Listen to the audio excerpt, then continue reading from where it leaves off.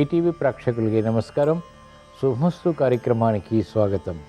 ఈనాడు శుభమస్తు కార్యక్రమంలోని గ్రహఫల అంశంలో గ్రహాల యొక్క స్థితిగతులు, వాటి యొక్క శుభాశుభ ఫలితాల గురించి పరిశీలిద్దాం. అలాగే ఈరోజు ద్వాదశ రాశుల వారికి అదృష్ట సంఖ్య, అదృష్ట వర్ణం, ప్రతికూల గ్రహాల దోష నివృత్తికే ఎటువంటి పరిహారాలు పాటించాలి అనేటువంటి విషయాలు తెలుసుకుందాం. ఈరోజు జయవారం లేదా మంగళవారం, కుజుడి యొక్క పరిపాలన పూర్తిగా ఉంటుంది. మరో విశేషం సంకటహర చతుర్థి. ఈ సందర్భంగా దీని ప్రత్యేకత, విశేషత గురించి, గణపతిని ఎలా ఆరాధించాలి అనేటువంటి విశేషాల గురించి శ్రీస్తోంశంలో తెలుసుకుందాం. ముందుగా నేటి పంచాంగ వివరాలు. శ్రీ క్రోధినామ సంవత్సరం, దక్షిణాయనం, శరదృతువు, కార్తీక మాసం, బహుళపక్షం. ఈరోజు తిథి బహుళ చవితి, రాత్రి 9:06 వరకు ఉంది. వారం జయవారం లేదా మంగళవారం. నక్షత్రం ఆరుద్ర, రాత్రి 7:05 వరకు. రాహుకాలం మధ్యాహ్నం 3 గంటల నుంచి 4:30 వరకు. ఇప్పుడు గ్రహాల స్థితిగతులు పరిశీలిద్దాం. బృహస్పతి సంచారం వృషభ క్షేత్రంలో, వక్రస్థితి. చంద్ర సంచారం మిథున క్షేత్రంలో, కర్కాటక క్షేత్రంలో కుజ సంచారం నీచస్థితి. కేతు సంచారం కన్యాక్షేత్రంలో, రవిబుధుల సంచారం వృశ్చిక క్షేత్రంలో, శుక్ర సంచారం ధనస్సు క్షేత్రంలో, శని సంచారం సవ్యస్థితి కుంభక్షేత్రంలో, స్వక్షేత్ర స్థితి. రాహు సంచారం మీనక్షేత్రంలో. ఇది ఈరోజు గ్రహాల యొక్క స్థితిగతులు. వీటి ఆధారంగా ద్వాదశ రాశుల వారికి ఏర్పడేటువంటి శుభాశుభ ఫలితాలు సూచనప్రాయంగా గోచారపరంగా తెలుసుకుందాం. ముందుగా మేషరాశి.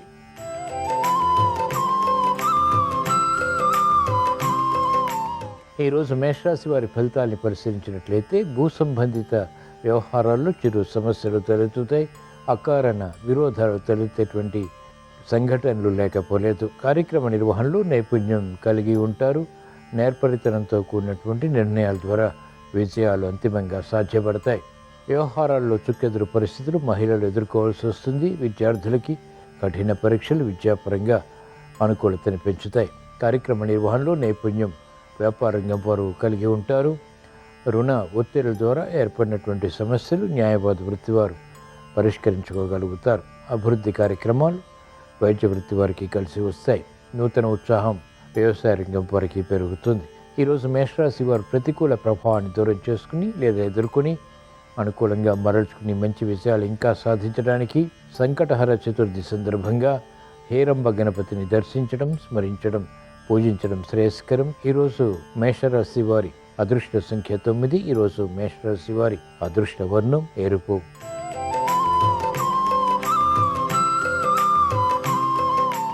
ఈరోజు వృషభ రాశి వారి ఫలితాన్ని పరిశీలించినట్లయితే చిరాకులు, సమస్యలు ఉన్నప్పటికీ అధిగమించేటువంటి ప్రయత్నాలు కలిసి వస్తాయి.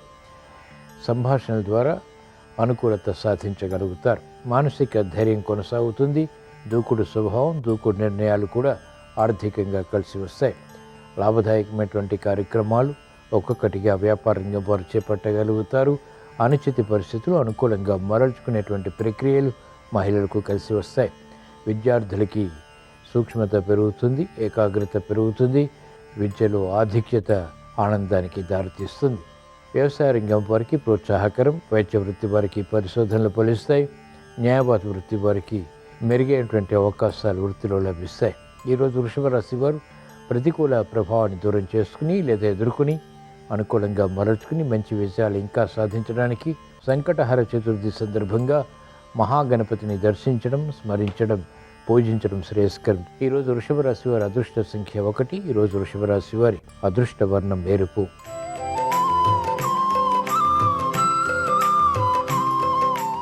ఈరోజు మిథున రాశి వారి ఫలితాన్ని పరిశీలించినట్లయితే ఆర్థిక వ్యవహారాల్లో జాగ్రత్తలు పాటించాలి. కఠిన సంభాషణల ద్వారా ఏర్పడినటువంటి సమస్యలు జటిలమవుతాయి. అనుకూల పరిస్థితులు ఆర్థికంగా తగ్గుతాయి. వ్యవసాయ రంగం వారికి ప్రోత్సాహకర పరిస్థితులు ప్రయత్నపూర్వకంగా మాత్రమే లభిస్తాయి. విద్యార్థులు సంభాషణల విషయంలో జాగ్రత్తలు పాటించాలి. మెరుగైనటువంటి అవకాశాలు మహిళలు క్రమక్రమంగా పొందగలుగుతారు. మానసిక ఒత్తిళ్లు ఉంటాయి. ఇతరులు చేసినటువంటి పొరపాట్లకు వ్యాపార రంగం వారు బాధ్యత వహించాల్సి వస్తుంది. అధిక శ్రమకి గురైనటువంటి సంఘటనలు వ్యవసాయ రంగం వారు ఎదుర్కోవాల్సి వస్తుంది. ఈరోజు మిథున రాశి వారు ప్రతికూల ప్రభావాన్ని దూరం చేసుకుని లేదా ఎదుర్కొని అనుకూలంగా మరల్చుకుని మంచి విజయాలు ఇంకా సాధించడానికి సంకటహర చతుర్థి సందర్భంగా వరవల్లభ గణపతిని దర్శించడం, స్మరించడం, పూజించడం శ్రేయస్కరం. ఈరోజు మిథున రాశి వారి అదృష్ట సంఖ్య 1. ఈరోజు మిథున రాశి వారి అదృష్ట వర్ణం ఆకుపచ్చ.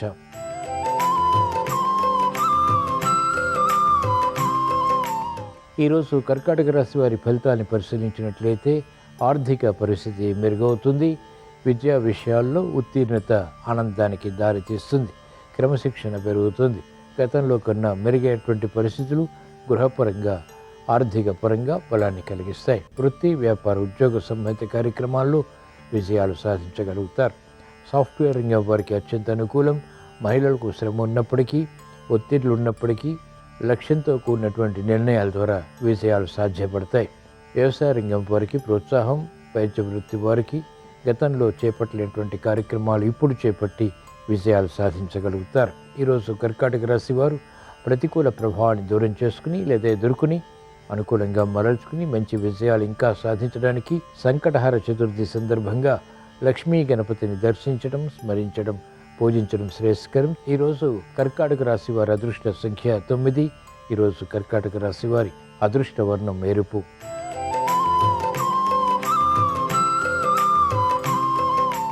ఈరోజు సింహరాశి వారి ఫలితాన్ని పరిశీలించినట్లయితే ఆర్థిక వ్యవహారాల్లో అలజడి ఉంటుంది. ప్రతి పని పదే పదే చేయవలసినటువంటి ఆవశ్యకత ఉంటుంది. గతంలో చేపట్టినటువంటి కార్యక్రమాల్లో ఉన్న వేగం ఇప్పుడు తగ్గుతుంది. కార్యక్రమ నిర్వహణలో నేర్పరితనం తప్పనిసరి. మిత్రులు శత్రువులు అవుతారు. ఆర్థిక వ్యవహారాల్లో కూడా ఆచితూచి వ్యవహరించాలి.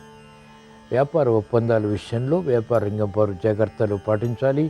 ప్రతి పని 1-2 సార్లు ఆలోచించి కార్యక్రమాలు చేపట్టడం మహిళలకు క్షేమదాయకం. అనుకూల పరిస్థితులు విద్యార్థులకి గట్టి కృషితో లభిస్తాయి. వ్యవసాయ రంగం వారికి ప్రోత్సాహం. అనిశ్చిత పరిస్థితులు వైద్య వృత్తి వారికి కొనసాగుతాయి. నిర్ణయాలు త్వరితగతిని తీసుకోలేకపోతారు. ఈరోజు సింహరాశి వారు ప్రతికూల ప్రభావాన్ని దూరం చేసుకుని లేదా ఎదుర్కొని అనుకూలంగా మరల్చుకుని మంచి విజయాలు ఇంకా సాధించడానికి సంకటహర చతుర్థి సందర్భంగా శక్తి గణపతిని దర్శించడం, స్మరించడం, పూజించడం శ్రేయస్కరం. ఈరోజు సింహరాశి వారి అదృష్ట సంఖ్య 1. ఈరోజు సింహరాశి వారి అదృష్ట వర్ణం పసుపు.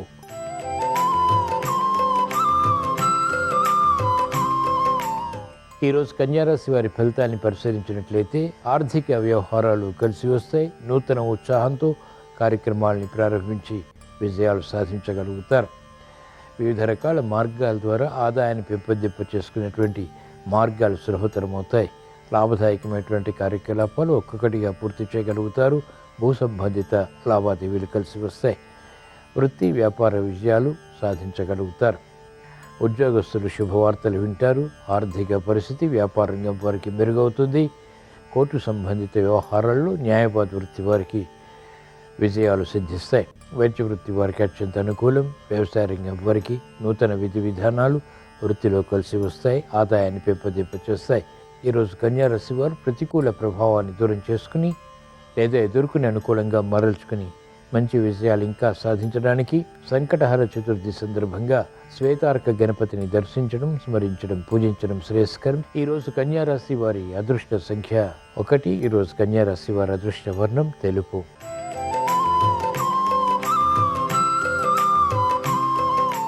ఈరోజు తులారాశి వారి ఫలితాన్ని పరిశీలించినట్లయితే ఆరోగ్య సమస్యలు క్రమక్రమంగా పరిష్కరింపబడతాయి.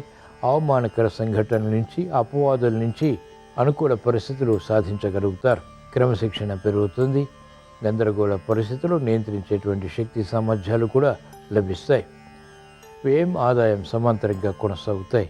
యుక్తితో కూడినటువంటి కార్యాచరణ ద్వారా సమస్యల్ని పరిష్కరించుకునేటువంటి అనుకూలత పొందగలుగుతారు. మహిళలకు ప్రాధాన్యత పెరుగుతుంది. ఆరోగ్య విషయాల్లో ప్రతికూలత ఉన్నప్పటికీ, సమస్యలు ఉన్నప్పటికీ పట్టుదలతో కార్యక్రమాలు కొనసాగించి అంతిమంగా గుర్తింపును పొందగలుగుతారు. విజయాలు సాధించగలుగుతారు. ఈరోజు తులారాశి వారు ప్రతికూల ప్రభావాన్ని దూరం చేసుకుని లేదా ఎదుర్కొని అనుకూలంగా మరల్చుకుని మంచి విజయాలు ఇంకా సాధించడానికి హేరంబ గణపతిని దర్శించడం, స్మరించడం, పూజించడం శ్రేయస్కరం. ఈరోజు తులారాశి వారి అదృష్ట సంఖ్య 9. ఈరోజు తులారాశి వారి అదృష్ట వర్ణం ఎరుపు.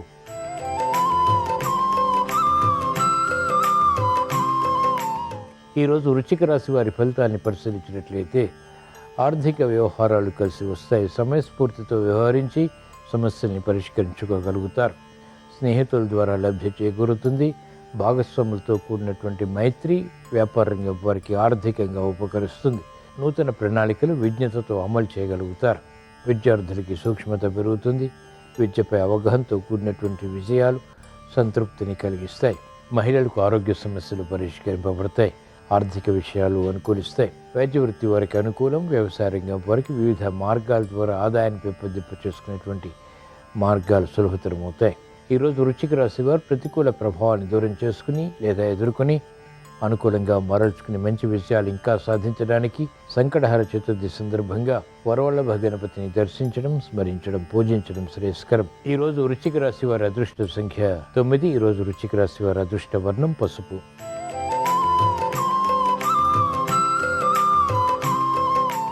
ఈరోజు ధనుస్సు రాశి వారి ఫలితాలను పరిశీలించినట్లయితే సామరస్య ధోరణితో కూడినటువంటి సంభాషణలు మాత్రమే ఉపకరిస్తాయి.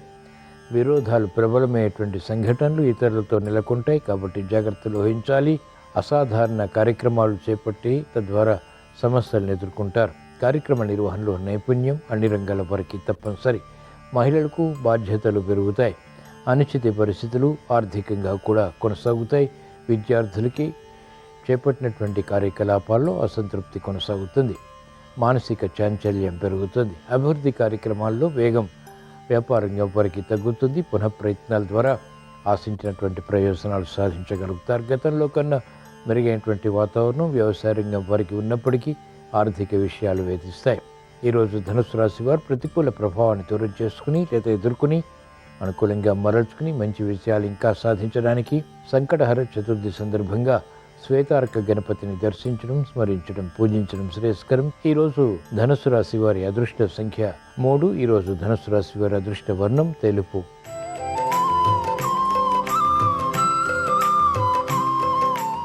ఈరోజు మకర రాశి వారి ఫలితాన్ని పరిశీలించినట్లయితే శుభ ప్రయత్నాలు కలిసి వస్తాయి. ఆలోచించి నిర్ణయాలు తీసుకుని చేపట్టినటువంటి కార్యకలాపాలపై శ్రద్ధని పెంపొందింప చేసుకోగలుగుతారు. గతంలో కన్నా మెరుగైన వాతావరణం ఆర్థికంగా కూడా బలాన్ని కలిగిస్తుంది. ఉద్యోగ వ్యవహారంలో చిరు సమస్యలు ఏర్పడినప్పటికీ సంభాషణ ద్వారా వాటిని పరిష్కరించుకుని విజయాలు పొందగలుగుతారు. అభివృద్ధి ఆర్థికంగా వ్యాపార రంగం వారికి కొనసాగుతుంది. అధిక ఒత్తిడి నుంచి ఉపశమనం వైద్య వృత్తి వారికి లభిస్తుంది. క్రమశిక్షణతో కూడినటువంటి నిర్ణయాలు న్యాయవాద వృత్తి వారికి లాభిస్తాయి. మహిళలు పిల్లల విషయంలో ఆనందకర వాతావరణాన్ని పెంపొందింప చేసుకోగలుగుతారు. ఈరోజు మకర రాశి వారు ప్రతికూల ప్రభావాన్ని దూరం చేసుకుని లేదా ఎదుర్కొని అనుకూలంగా మరల్చుకుని మంచి విజయాలు ఇంకా సాధించడానికి సంకటహర చతుర్థి సందర్భంగా సింధూర గణపతిని దర్శించడం, స్మరించడం, పూజించడం శ్రేయస్కరం. ఈరోజు మకర రాశి వారి అదృష్ట సంఖ్య 9. ఈరోజు మకర రాశి వారి అదృష్ట వర్ణం ఎరుపు.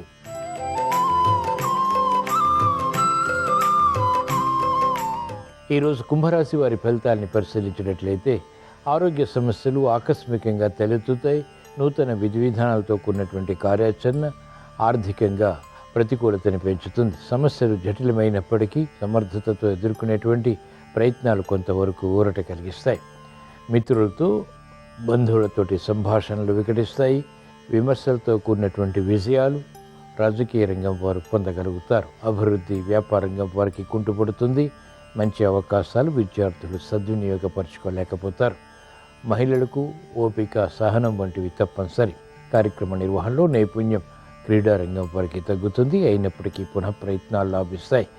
వ్యవసాయ రంగం వారికి సామాన్యం. ఈరోజు కుంభరాశి వారు ప్రతికూల ప్రభావాన్ని దూరం చేసుకుని లేదా ఎదుర్కొని అనుకూలంగా మరల్చుకుని మంచి విజయాలు ఇంకా సాధించడానికి సంకటహర చతుర్థి సందర్భంగా నృత్య గణపతిని దర్శించడం, స్మరించడం, పూజించడం శ్రేయస్కరం. ఈరోజు కుంభరాశి వారి అదృష్ట సంఖ్య 3. ఈరోజు కుంభరాశి వారి అదృష్ట వర్ణం పసుపు.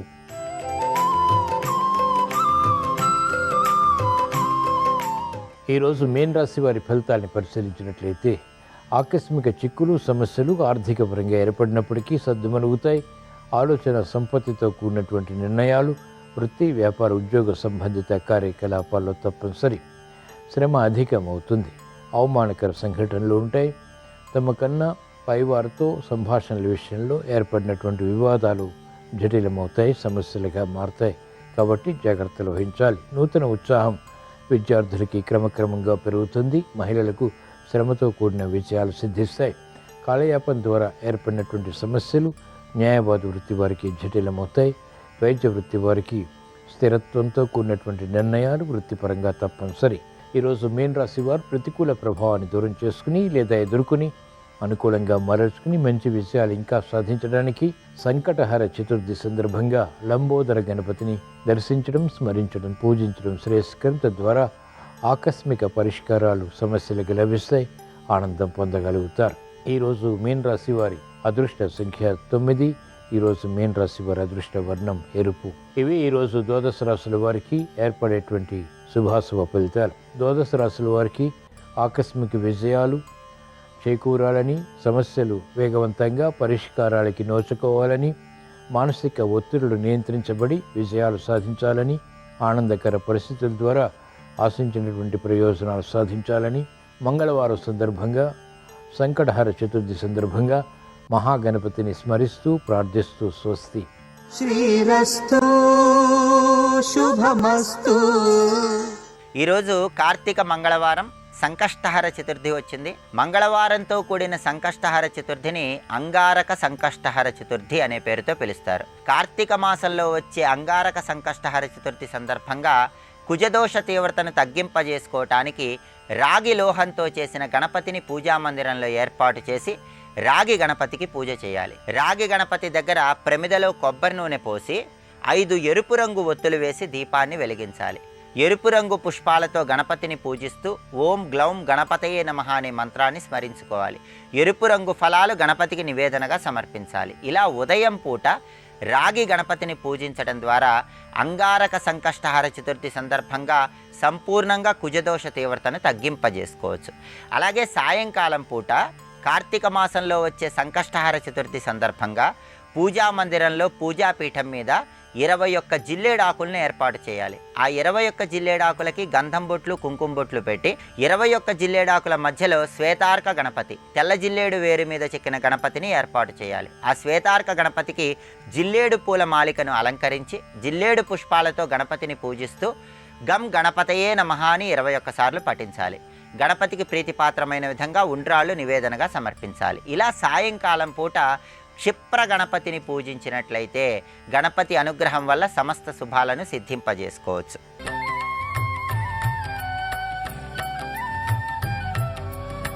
నారాయణ ప్రియమనంగ మదాపహారం వారాణసీపురపతిం భజ విశ్వనాథం.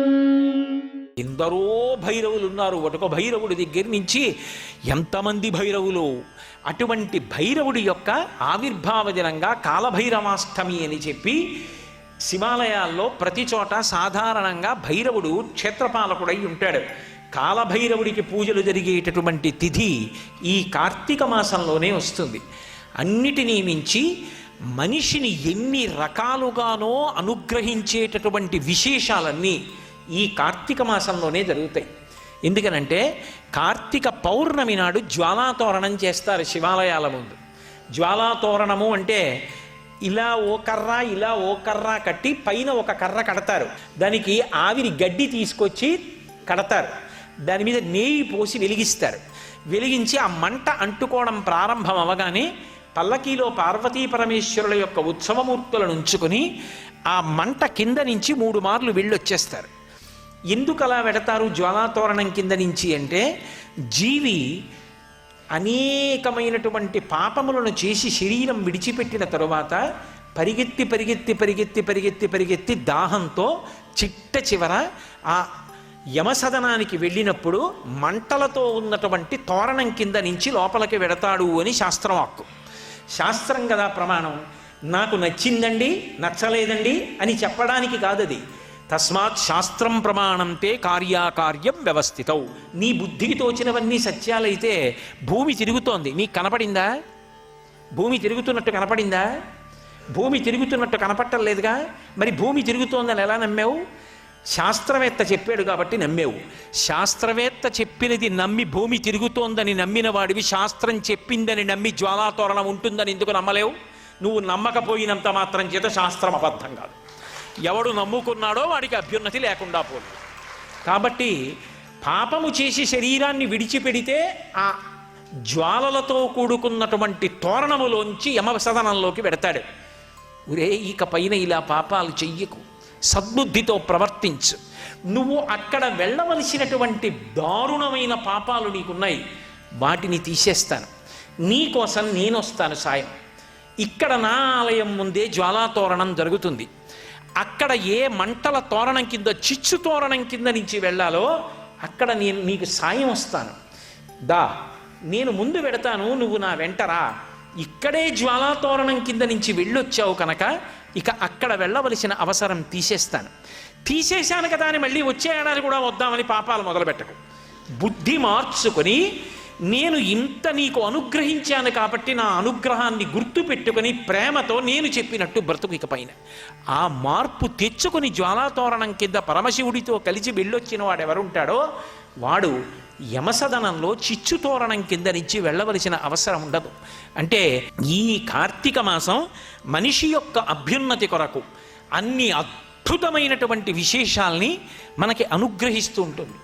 అందులో మీరు జాగ్రత్తగా గమనించండి, ఒక్క కార్తీక మాసం దగ్గరికి వచ్చేటప్పటికే మిగిలిన మాసముల కన్నా భిన్నంగా కుటుంబ వ్యవస్థని నిలబెట్టుకోవడం దగ్గర నుంచి, అగ్ని ఆరాధనం దగ్గర నుంచి, ఆ గోశాలకు వెళ్ళి గోవుల్ని పూజ చేయడం దగ్గర నుంచి, దీపాలు పెట్టడం దగ్గర నుంచి, సమస్తమైనటువంటి ప్రాణులకు అనుగ్రహాన్ని కల్పించడం వరకు అన్నీ కూడా ఏ మాసంలో జరుగుతాయంటే ఒక్క కార్తీక మాసం దగ్గరికి వచ్చేటప్పటికే జరుగుతాయి.